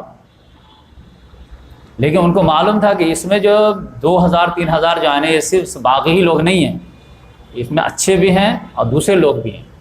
جیسے ابھی پروٹیسٹ ہو رہا تھا نا کسان کا, 26 جنوری کو کیا ہوا, جو سالڈ اچھے کسان تھے اور جو صرف پروٹیسٹ کرنا چاہتے ہیں وہ تو دوسرا رخ اختیار کیا تھا, لیکن وہ جو لال قلعہ کا جھنڈا پہ چلے گئے وہ کون تھے, وہ شامل لوگ تھے. ہر پروٹیسٹ میں لوگ شامل ہو جاتے ہیں. تو یہاں پہ بھی ان کا لاج رکھا گیا, ورنہ اگر یہ مسلمان گروپ کا رہتا تو لاج نہیں رکھا گیا ہوتا. لیکن ایسا ہی ہمیشہ ہوتا. تو وہ جو پروٹیسٹر تھے وہ جو ہے عام طور سے عبداللہ بن سبا وغیرہ جوڑ دیا جاتا ہے, وہ بالکل جو ہے جھوٹ بات ہے. اور یہ شیعہ سنی کے کنفلکٹ میں جو حق بات کو چھپایا جاتا ہے اور اپنی آخرت لوگ خراب کرتے ہیں. عبداللہ بن سبا کسی حدیث سے ثابت نہیں ہے کہ وہ اس میں شامل تھے. یہ تاریخی من گھڑت روایت لوگ ہیں. اور اس کا رول آیا ہے علی رضی اللہ تعالیٰ عنہ کے دور میں, علی رضی اللہ تعالیٰ خود اس کو سزا دیے.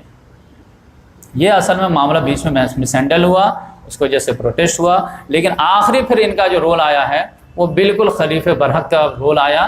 کیا حضرت یہ مولانا مودودی رحمۃ اللہ علیہ لکھتے ہیں وہ خلافت و ملوکیت میں کہ خلافت اور ملوکیت میں یہی واضح فرق ہے کہ اگر ان کے جگہ پہ وہ خلیفہ برحق کی جگہ پہ کوئی بادشاہ رہتا نا تو 3000 کی بوٹی نہیں بچتی. لیکن وہ چونکہ خلیفہ تھے, جس کے وجہ سے وہ اپنی جان دینا جو ہے گوارا کر لیے, لیکن جو ہے ان کی جان لینا جو ہے گوارا نہیں کیا, اور اپنے شہادت سے جو ہے.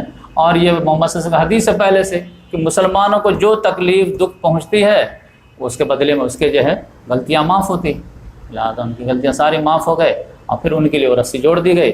الحمدللہ وہ بھی جنت میں چلے گئے, اور جو عشر مبشرہ کے جو احادیث ہے اس میں بھی وہ شامل ہیں, اور پرسنل جو ان کو بشارت دی وہ بھی شامل ہیں. تو اس لحاظ سے اللہ تعالیٰ سے دعا ہے کہ اللہ تبارک و تعالیٰ یہ اصل میں سمجھے کہ 30 سال جو ہے نا یہ محمد صلی اللہ علیہ وسلم نے جو بتایا, تو ابو بکر صدیق رضی اللہ تعالیٰ عنہ, عمر فاروق, عثمان غنی, علی مرتضیٰ, یہ اگر آپ ان کے بہت باریکی سے ان کے لائف کو اسٹڈی کریں گے نا تو آپ کو ایک نتیجہ پہ پہنچیں گے کہ علامہ اقبال جو کہتے ہیں کہ قہاری و غفاری و قدوسی و جبروت, یہ 4 عناصر ہو تو بنتا ہے مسلمان. تو اللہ تعالیٰ نے الگ الگ صلاحیتیں جو ہے خلفاء راشدین میں دیے تھے.